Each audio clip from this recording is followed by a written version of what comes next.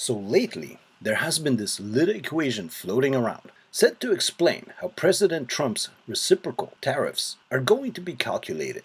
And everyone and their goat has pitched in to explain the math behind this equation. I particularly liked Matt Parker's dive into the mathiness of this enigmatic creation.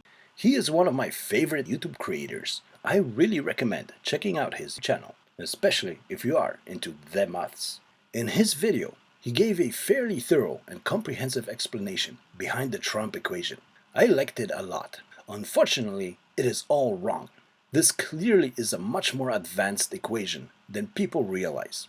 Let us explore this situation and get a clear idea as to what is actually going on. One of the main critiques that Matt pointed out, and many others to be fair, was the use of the asterisk in place of multiplication. The multiplication symbol is generally omitted by mathematicians, and those asterisks aren't necessary. This, however, may not necessarily be so. You have to understand the real genius behind the Trump equation.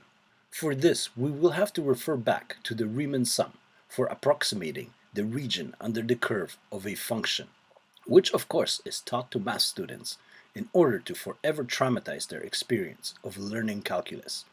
Now here we see the asterisk used in conjunction with x sub I to denote any point in the set from x sub I minus 1 to x sub I.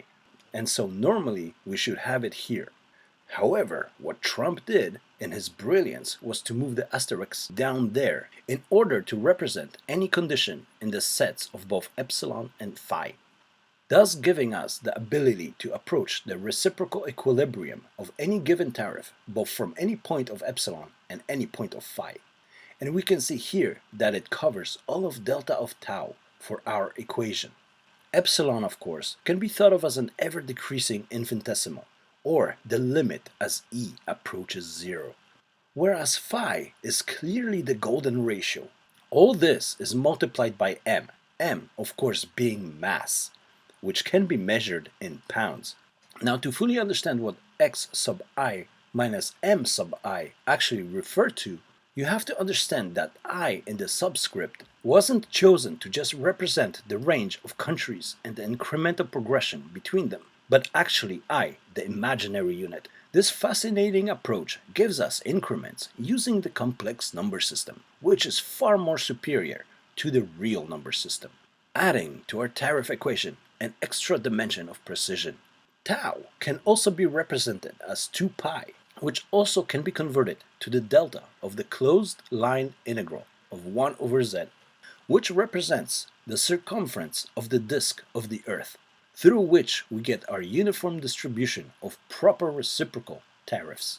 X, of course, can also be cos theta, and epsilon becomes the division of the sectors of the Earth by I sine theta. And the precision of this equation doesn't just calculate the tariffs for each country, but in theory, every single point on the Earth.